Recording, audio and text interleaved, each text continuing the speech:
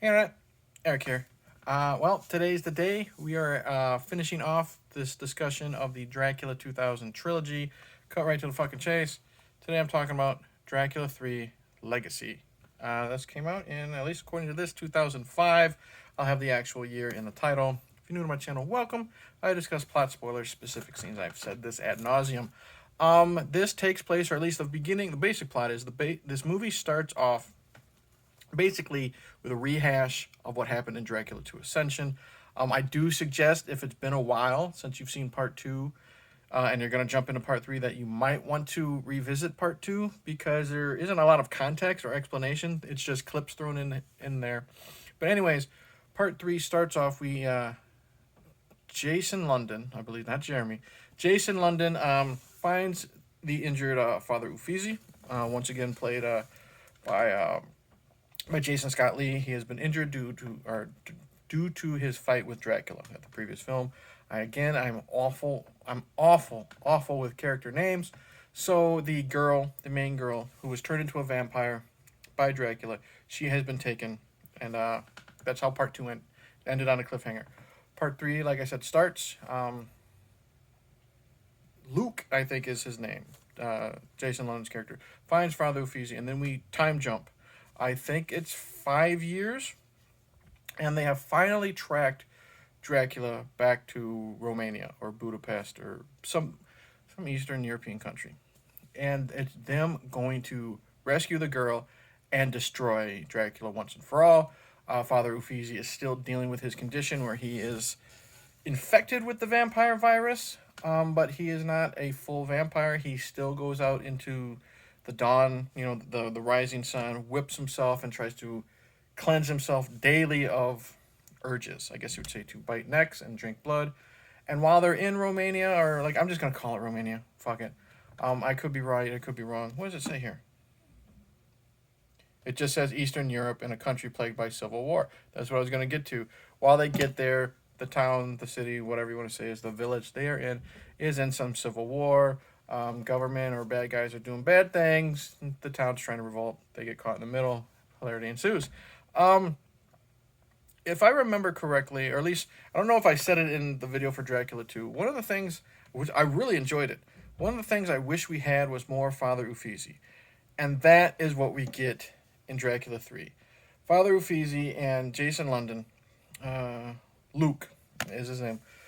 They are the main characters, and I love them together. We get more Father Uffizi. We don't get more backstory on him. I mean, we have one scene where he's meeting, fuck is his name, the guy from Jaws, Roy Scheider, and he's the blind priest. He was talking about how we took you in, blah blah blah blah blah. We don't want you going after Dracula anymore. So Father Uffizi gives up the cloak. He takes off, the collar, gives it to Roy Scheider and walks away.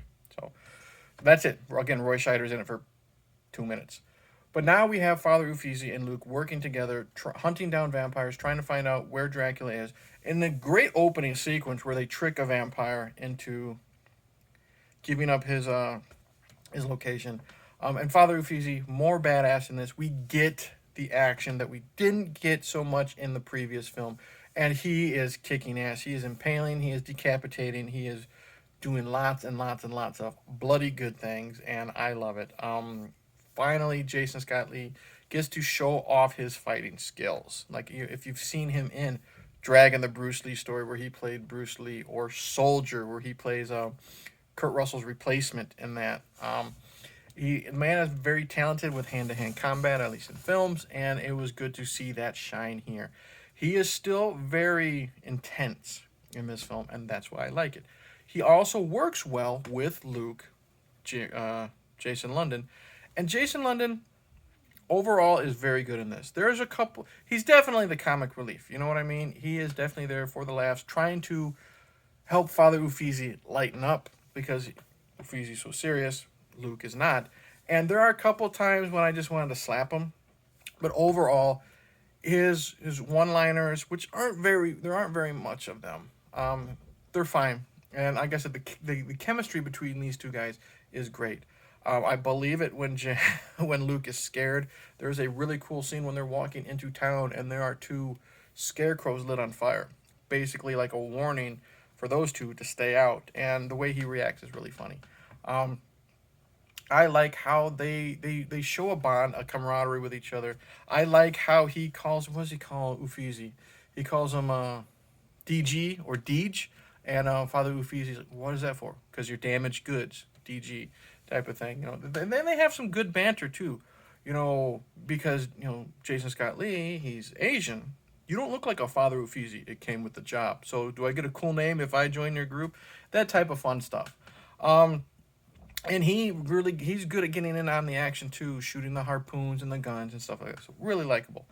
Um, there's not that many other main characters in this. It's mainly just vampires there to be slaughtered or people to be attacked. There is a news crew there reporting the revolution, I guess you would say.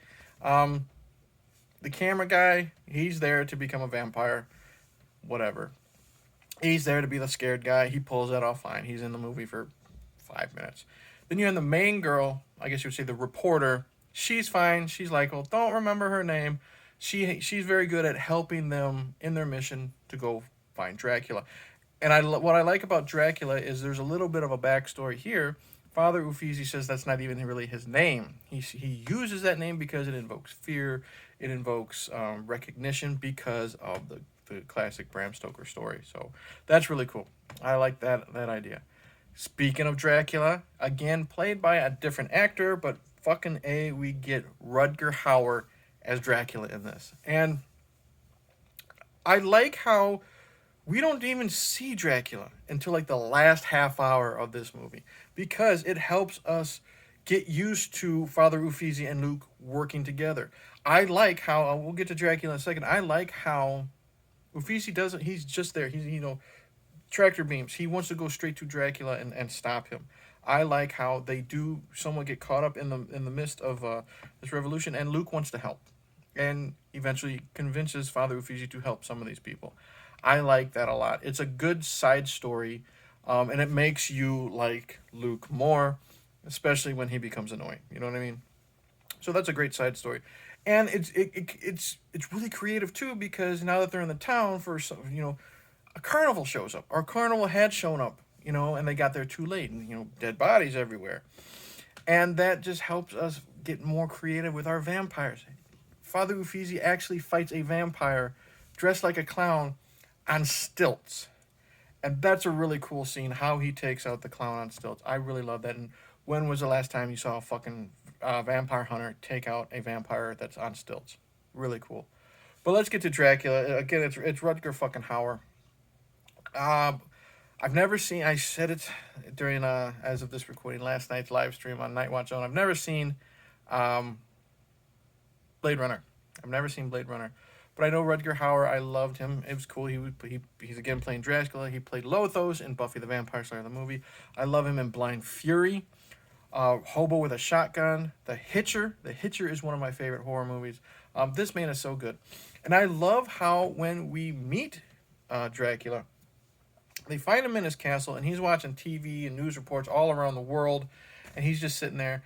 And there's bodies strewn everywhere, up in the ceiling, and they're connected to tubes that the blood is in the tubes, and they're all going into Dracula's body. And again, in case you missed the last episode, he every time he's reborn or whatever, he changes appearance. So that's why it's Rutger Hauer this time. But that was a cool appearance because once he makes it known that who he is, he stands up, he gives his really cool monologue, and Rutger Hauer is a terrifying man. Just in delivery alone. Watch Hobo with a Shotgun. He is fucking terrifying in that movie. But he's really intimidating in this. And as he's just, giving out his spiel and everything, as he's unhooking himself from the blood, and he's just throwing the tubes aside, and we get great shots of the blood shooting up against the TVs and stuff like that. You can tell he's having a lot of fun. The final confrontation between him and Ufizi is pretty good. We get some sword fights. We get some punches, some kicks. We get people thrown around. Really interesting to see, especially because it's Rutger Hauer. How he was defeated. I did see the death blow coming. I'll say that. But how he was injured before the death blow. I'll say that. I did not see coming. Let's see what else. And that was a really cool fight. What else? The gore has definitely been amped up. Like I said, we get impalings. We get people get we have a vampire that gets shot in the eye with some silver, and then he melts. As bad as that, you would think it would be with this lower budget, I guess you would say. It looks pretty decent. We get, like I said, we get a lot of decapitations. We get a lot of stabbings. We get a lot of neck bites. The fun stuff. So the gore is definitely amped up. We get lots of strewn body, dead bodies everywhere. Really cool. We get a nod to Dracula 2000 with the reporters when they're getting attacked. The vampires are not seen through the camera. That's really cool. I had a lot of fun with Dracula 3 Legacy. The ending, I'll just leave it at this. Didn't see that coming. And I'm a little indecisive on it. I liked it, but I didn't. So that's interesting. I'll say that. But I did not see that ending coming. But yeah, we get more nods to the other films with like I said, the camera crew getting attacked. We don't see the vampires happening.